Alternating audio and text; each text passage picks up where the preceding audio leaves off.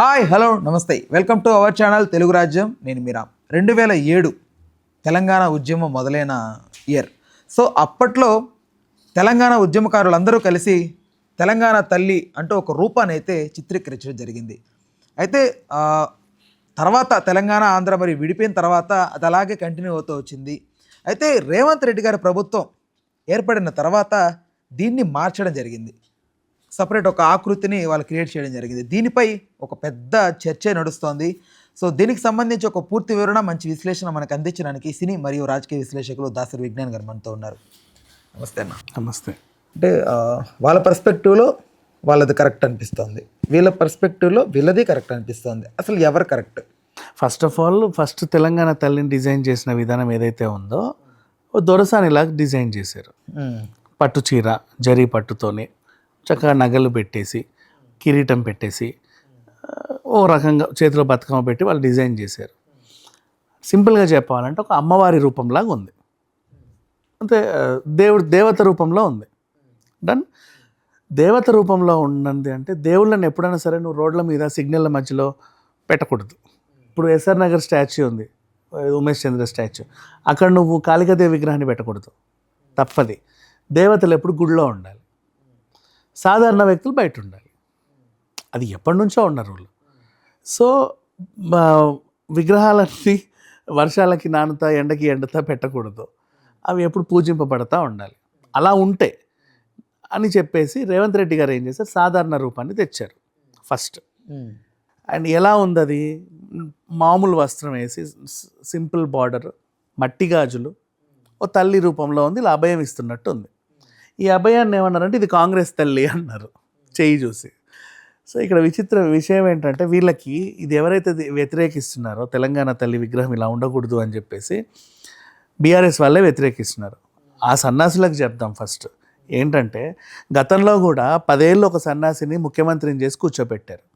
ఆ సన్నాసి ఏం వాగాడో తెలుసా, నంది అవార్డుని ఆంధ్రాకి ఇచ్చాడు. ఆంధ్రాలో ఉంది మహానంది, నంది కాదు. అండ్ తెలంగాణ గుళ్ళల్లో కూడా శివుడి ముందు నందులు ఉంటాయి. మరి ఆ పందికి కనబడలేదేమో నాకు తెలియదు, కానీ ఏమన్నాడు, నందిని ఆంధ్రది అని చెప్పేసి 10 years సినిమా అవార్డులని రద్దు చేసేసాడు. నంది అవార్డ్స్ లేవు అప్పటి నుంచి ఇప్పటి వరకు. ఈ 10 ఏళ్లలో ఏమేమి జరిగాయో తెలుసా, ఆ అవార్డు అందుకోవాల్సిన మహామహులు అందరూ పోయారు.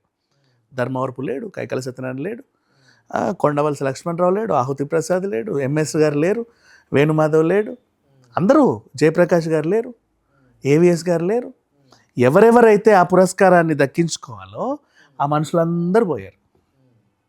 చూడు, ఇప్పుడు ఇచ్చుకోవాలనుకున్నా కూడా ఇచ్చుకోలేంగా. అది ఆంధ్ర కుట్ర, అంటే ఆంధ్ర వాళ్ళు కాబట్టి నంది ఆంధ్రదంట. ఎట్లా వాగాడో ఏం చేస్తాడో తెలియదు. ఇప్పుడు ఆ దరిద్రానికి తెలంగాణ తల్లి కనబడట్లా, ఆ మైండ్ సెట్లో ఉన్నారు కాబట్టి. విషయం చెప్తే ఇప్పుడు తల్లి రూపంలో నార్మల్ నగలు ఉన్నాయి. ఇంతకుముందు ఏంటి, తెలంగాణ తల్లి అని కిరీటం పెట్టావు. సరే, మీ తెలంగాణ తల్లి విషయానికే వద్దాం. మీ మమ్మీకి కొన్ని నగలు ఉన్నాయి, మా అమ్మకి కొన్ని నగలు ఉన్నాయి. నేను ఎప్పుడూ మా పెద్దమ్మలతో పిన్నెలతో కూడా జ్యువెలరీ షాప్లోకి వెళ్ళిన దాఖలాలు ఉన్నాయి. వాళ్ళందరూ వడ్డానాలు కొనుక్కోవడం చూశాను, గాజులు కొనడం, ఎప్పుడు కిరీటాలు కొనుక్కోవడం చూడలే నేను. తల్లులు కిరీటాలు వేసుకొని తిరగరు కదా ఇళ్ళలో. అంటే కొంచెం గ్రాండ్గా తెలంగాణ గ్రాండ్ అంటే అమ్మవారి రూపాన్ని ఇచ్చినప్పుడు నువ్వు తలకి కిరీటం పెట్టినప్పుడు తీసుకెళ్ళి గుడిలో పెట్టాలి. ఇప్పుడు గవర్నమెంట్ స్కూల్స్లో భారత మాత ఉంటుంది విగ్రహం, సేమ్ ఈ కైండ్ ఆఫ్ చేతులు చెరుగ్గడ కొంచెం అట్లా ఇట్లా ఉండి ఆ కైండ్ ఆఫ్ రిఫరెన్స్ పెట్టి కొంచెం అట్లా ఒక నీడన ఉంటుంది, వేరుంటుంది. ఎక్కడ చూసినా ఒక నీడన ఉంటుంది. అర్థమైందా? ఆ ప్రాంగణం స్కూలు, దేవాలయం, లేకపోతే గుడి ప్రాంగణం, ఇట్లాంటివి ఉంటాయి. ఇప్పుడు ఊరు పొలిమేరలో నువ్వు పెద్ద పెద్ద హనుమంతుడి విగ్రహాలు ఉంటాయి. అట్లా రోడ్డు మీద పెట్టరు, దానికి ఒక టెరిటరీ ఉంటుంది, చూస్తే కింద ఒక టెంపుల్ టైప్ సెటప్ ఉంటుంది. స్కూల్ అయినా గుడి అయినా ఒకటే. ఇప్పుడు సరస్వతి తల్లి ఫోటోలు కానీ విగ్రహాలు కానీ స్కూళ్ళల్లో ఉంటాయి, రోడ్ల మీద ఉండవు, జంక్షన్లలో. ఓకేనా? అట్లా ఉండకూడదు, అది తప్పు అన్నారు. దాని ప్రాంగణం ఒకటి ఉంటుంది. ఇప్పుడు ఫర్ ఎగ్జాంపుల్ ఎస్ఆర్ నగర్లో ఉమేష్ చంద్ర స్టాచ్యూ ఎగ్జాంపులే మళ్ళీ వద్దాం.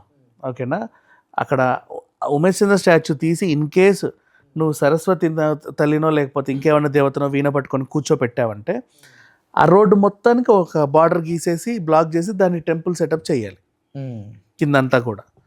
చిన్న ఉద్యానవనమో చేయాలి, అంతే. అట్లా పెట్టకూడదు రోడ్ల పైన.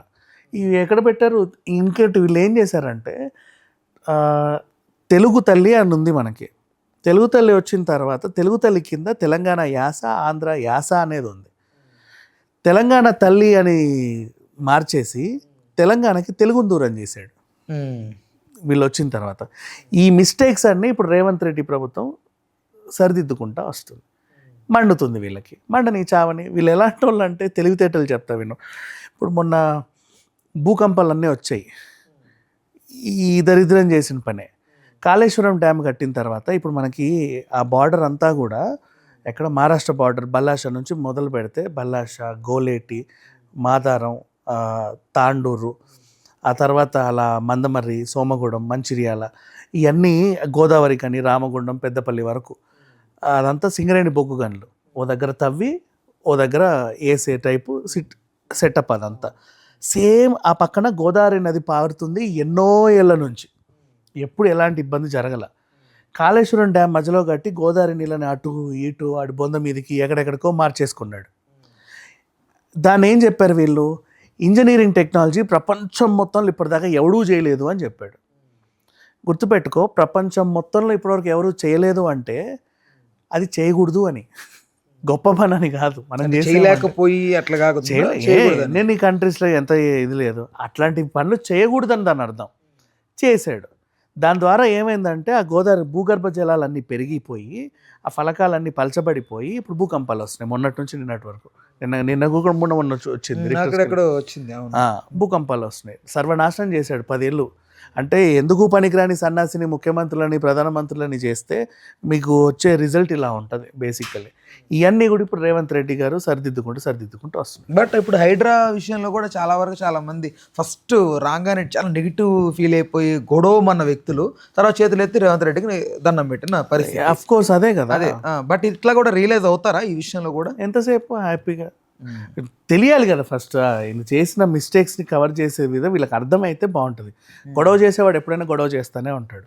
ప్రతిపక్షం అంటేనే ఖండించడం అంతే. నువ్వు ఏమన్నా చేయి మేము ఖండిస్తున్నావు అంటారు వాళ్ళ డ్యూటీ అది. అది మంచా చెడా వాళ్ళకి తెలియదు. అంత తెలిసే అంత బుర్రలు కూడా లేవు అక్కడ. అంటే ఇక్కడ ఖండించడం పట్ల ఒక పెద్ద వ్యక్తి ఖండించబడుతున్నాడు అంటే కొన్ని వేల మంది ఖండించబడడం కదా. అతని కింద అనుచరులు అవ్వనివ్వండి, బీఆర్ఎస్ పార్టీ నమ్ముకున్నటువంటి కార్యకర్తలు అవ్వనివ్వండి, అందరూ వ్యతిరేకించడం కదా. ఒక వ్యక్తే అంటే ఇంతకుముందు అది మా 10 ఏళ్ళు పాలించింది ఓ సన్నాసి. నువ్వు మంచోడువో చెడ్డోడువో ఆ సన్నాసిని అనుసరించే వాళ్ళు ఇంకెట్లుంటారు చూడు. మరి ఈ సన్నాసి మారేంత వరకు వాళ్ళు అలాగే ఉంటారు. వీళ్ళందరూ ఎడ్యుకేట్ అవ్వాలంటే టైం పడుతుంది. అంతే, వెయిట్ చేస్తే సరిపోతుంది. ఇప్పుడు 6 months అయింది వీళ్ళకి. ఓకే అన్న, thanks for the time, thanks for the information. Right, please do subscribe to Telugu Rajyam channel. Please do subscribe to Telugu Rajyam channel. Please do subscribe to Telugu Rajyam channel. Hi అండి, నేను మీ ఆర్పీని, నెల్లూరు పెద్దారెడ్డి చేపల పులుసు ఓనర్ని. మీరు తెలుగు రాజ్యం అనే ఈ యూట్యూబ్ ఛానల్ సబ్స్క్రైబ్ చేసుకుని మంచి మంచి వీడియోలతో వస్తారు. Thank you so much. Hi people, I'm Sonakshi Verma and you please watch Telugu Rajyam and please subscribe to the channel.